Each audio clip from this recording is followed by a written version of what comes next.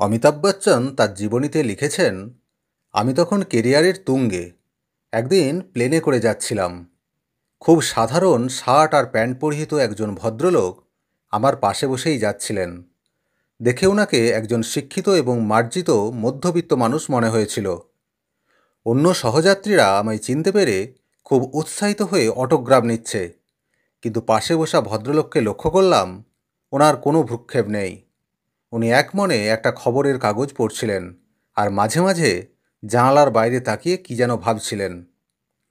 চা পরিবেশন করা হলো। ঠোঁটের আগায় থ্যাঙ্কস লেগেই আছে।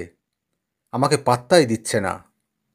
আমার ওনার প্রতি কৌতূহল বেড়েই চলছিল, তাই ওনার সাথে কথা বলার জন্য ওনার দিকে তাকিয়ে হাসলাম। উনিও একটা সৌজন্যমূলক হাসি ফিরিয়ে দিয়ে বললেন, হ্যালো। কিছু সৌজন্যমূলক কথোপকথন শুরু হলো। আমি নিজে থেকে সিনেমা প্রসঙ্গ উত্থাপন করলাম। জিজ্ঞাসা করলাম, আপনি সিনেমা দেখেন? উনি বললেন, কখনো সখনো। শেষ যে সিনেমাটা দেখেছি, হ্যাঁ, তাও প্রায় 1 বছরের বেশি হয়ে গেছে। বললাম, আমি ওই ফিল্ম ইন্ডাস্ট্রিতেই আছি। উনি উৎসাহিত হয়ে বললেন, দারুণ ব্যাপার। তা আপনি কি করেন? বললাম, আমি একজন অভিনেতা।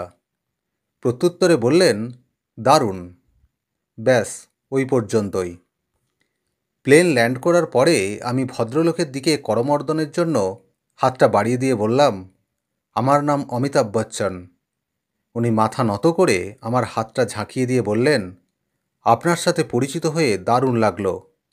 আমার নাম জাহাঙ্গীর রতনজি দাদাভাই tata, chairman of tata group. চমকে উঠলাম আমি।